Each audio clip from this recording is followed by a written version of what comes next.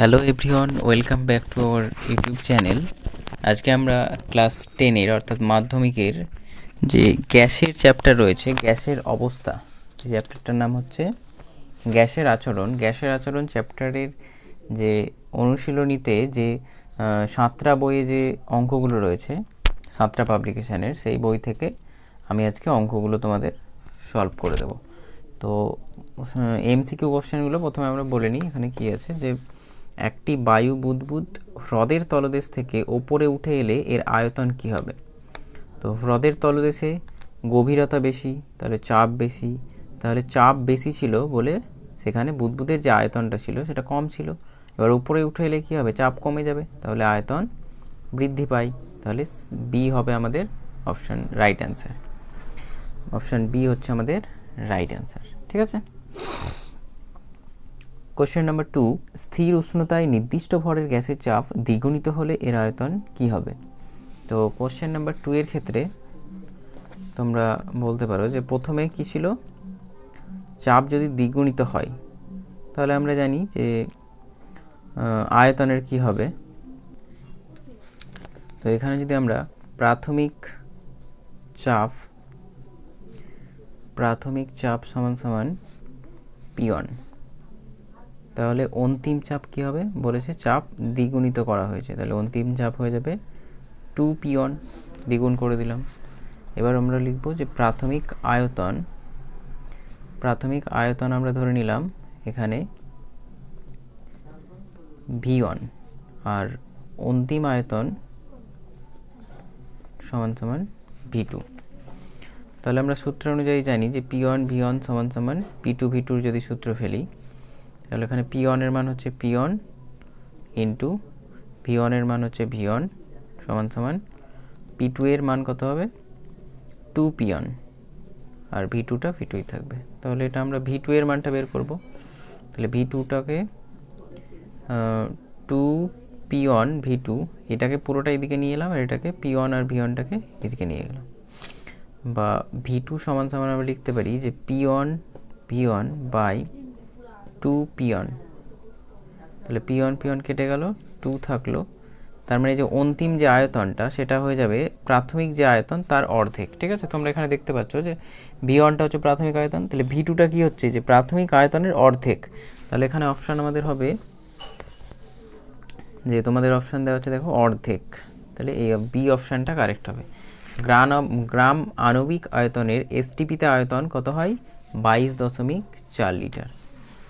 কোনো নির্দিষ্ট ভরের গ্যাসের এসটিপিতে আয়তন 10 লিটার এবং চাপ 75 সেমি পারদস্তম্ভ, কিন্তু উষ্ণতা 27 ডিগ্রি সি হলে নতুন আয়তন কত হবে। তার মানে এখানে বলেছে চাপের কোনো পরিবর্তন হচ্ছে না, চাপ হচ্ছে 75 সেমি, চাপ 75 সেমি রয়েছে। ঠিক আছে, তাহলে এখানে আমরা কি করতে পারি, যে কোশ্চেন নাম্বার 4-এর ক্ষেত্রে কোশ্চেন নাম্বার 4-এ কী বলা আছে, যে চাপটা কিন্তু স্থির, মানে P1 আর P2 দুটোর ক্ষেত্রেই চাপ হচ্ছে 75 সেমি এইচজি। ঠিক আছে, সেমি পারদস্তম্ভ। আর আয়তনটা প্রথম ক্ষেত্রে V1টা দেওয়া আছে 10 লিটার, আর V2টা আমাদের বের করতে হবে। আর T1 দেওয়া আছে আমাদের, T1 হচ্ছে 273 ডিগ্রি সেলসিয়াস, মানে 0 ডিগ্রি এসটিপিতে যেহেতু বলা হয়েছে, তাহলে 0 ডিগ্রি সি, বা এটাকে আমরা লিখতে পারি 273 কেলভিন। এবার বলেছে T2 সমান 27 ডিগ্রি সি, তার মানে 27 মানে কত, 27 প্লাস 273 কেলভিন সমান সমান 300 কেলভিন। তাহলে আমরা এখানে ফেলতে পারি সূত্র, যে P1 V1 বাই T1 সমান P2 V2 by T2।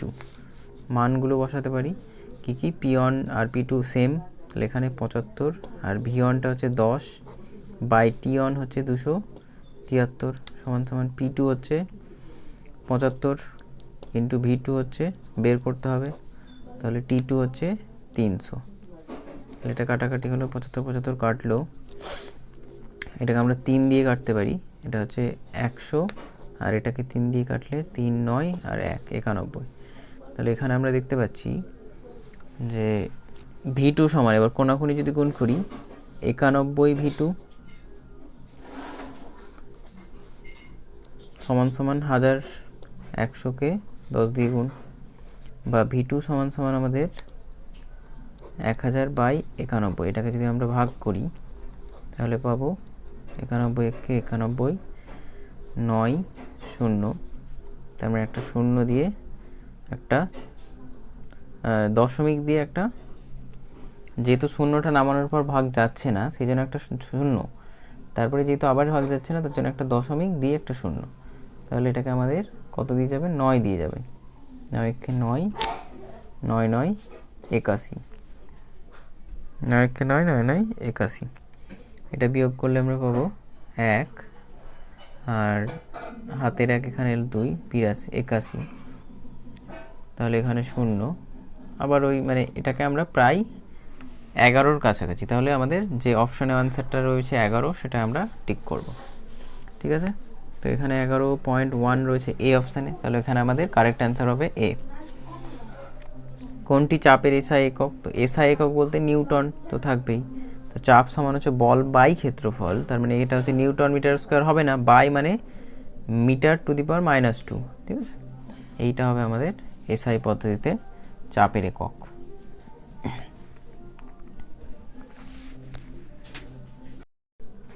Question number 6-এ রয়েছে আমাদের যে এসটিপিতে নির্দিষ্ট ভরের কোনো গ্যাসের আয়তন 52 মিটার কিউব হলে অপরিবর্তিত উষ্ণতায় 104 সেন্টিমিটার এইচজি চাপে গ্যাসটির আয়তন কত হবে?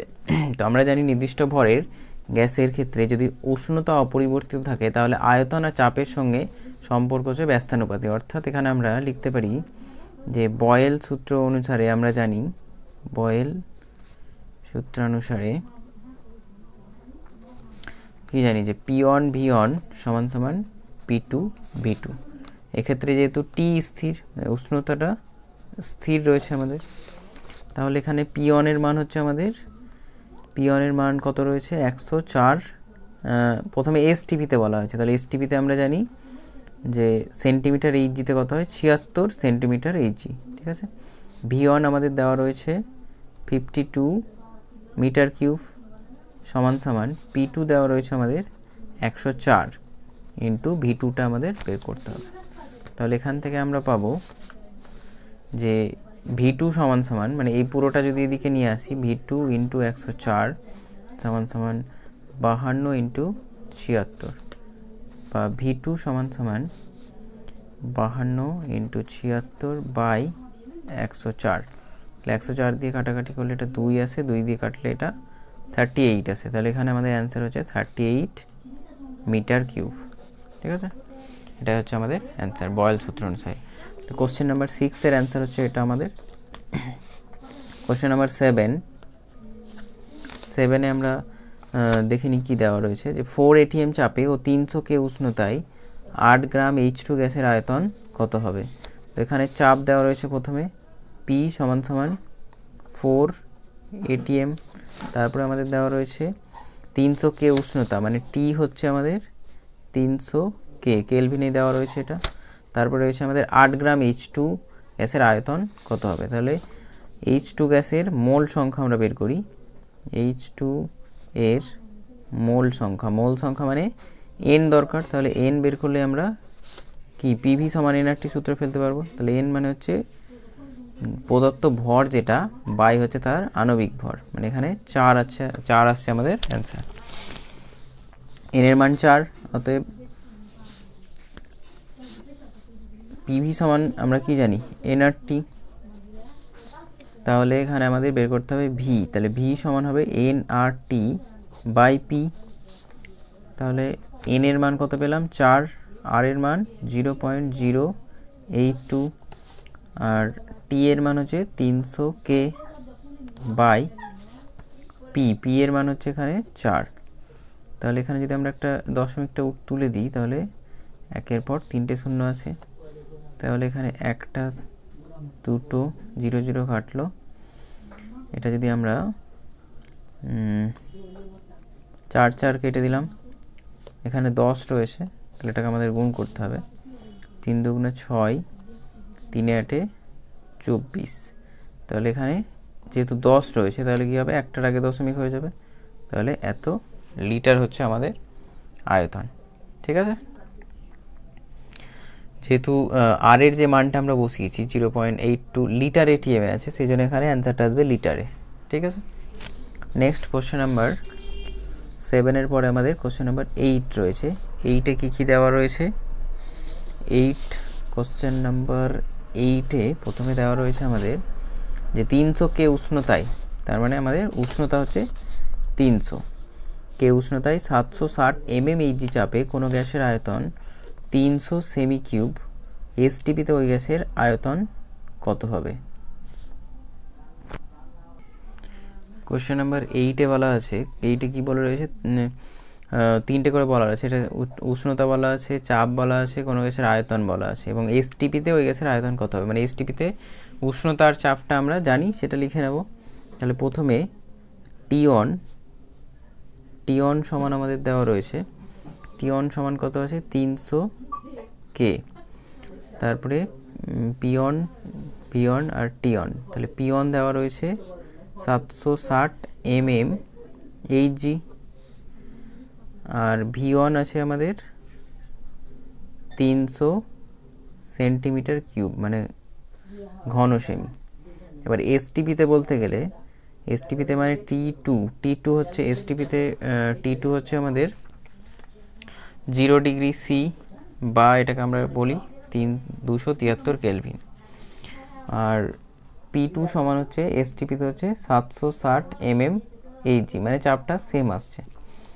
আর V2টা আমাদের বের করতে হবে।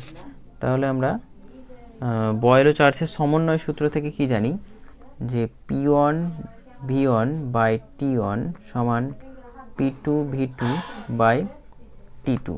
এখান থেকে আমরা বলতে পারি যে P1 এর মান হচ্ছে, P1 এর মান 760, V1 এর মান 300 বাই T1 এর মান 300 সমান সমান P2 হচ্ছে 760, V2 হচ্ছে বের করতে হবে পাই, এখানে আমাদের T2 এর যেটা মান T2 মানে 273। তাহলে আমরা দেখতে পাচ্ছি যে এই 300 কেটে গেল, 760 কেটে গেল, তাহলে কোনাকুনি গুণ করলে এখানে 1 থাকছে, এখানে 1, তাহলে V2 সমান সমান 273কে 1 দিয়ে গুণ করলে 273 ঘন সেমি।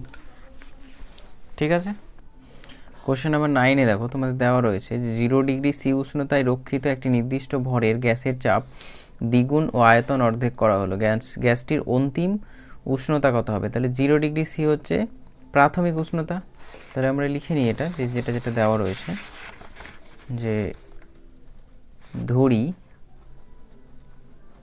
নয়, প্রাথমিক উষ্ণতা দেওয়াই রয়েছে। প্রাথমিক উষ্ণতা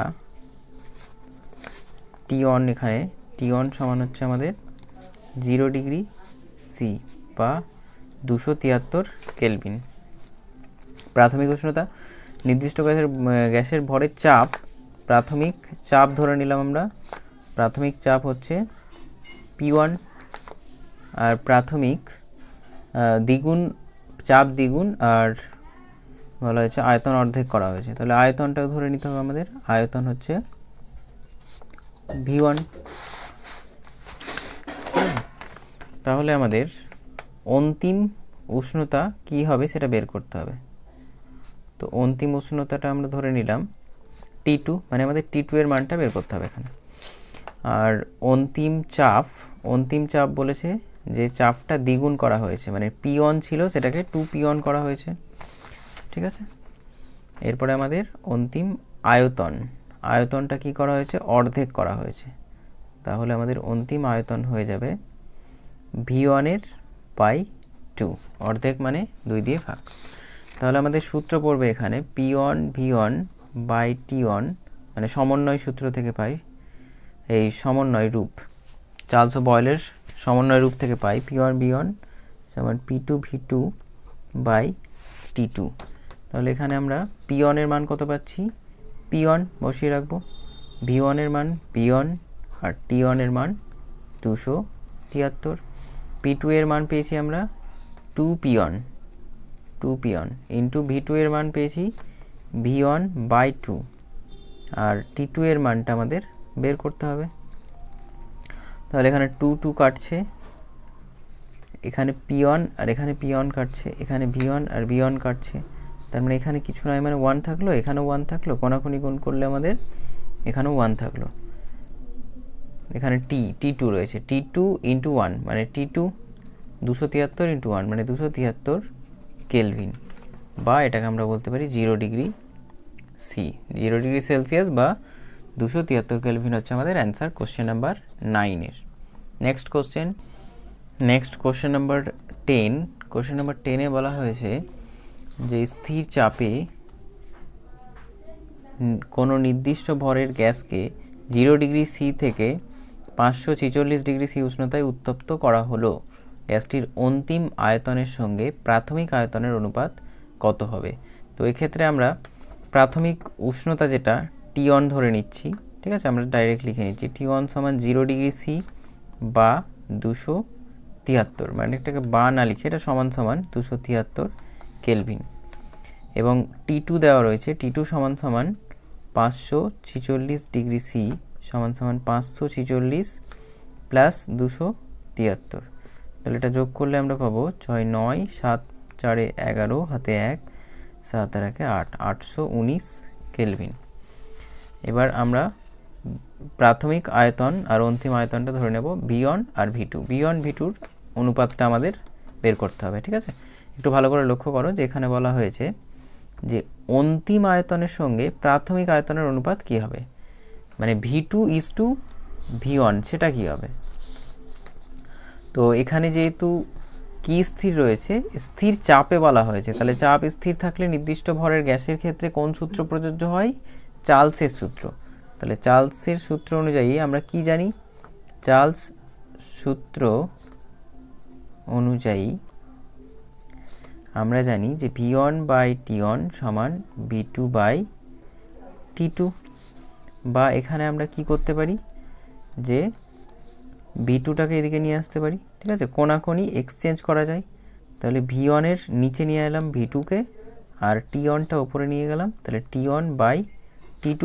কিন্তু আমাদের অনুপাতটা কিসের বের করতে হবে? যে V2 ইজ টু V1 মানে V2/V1। তাহলে এটাকে যদি আমরা পাল্টে দিই, V2টা উপরে নিয়ে গেলাম, V1টা নিচে এলো, তাহলে এখানে আমাদের T2টা উপরে যাবে, বাই T1 আসবে। তাহলে এখানে মানটা আমরা বসিয়ে নিই।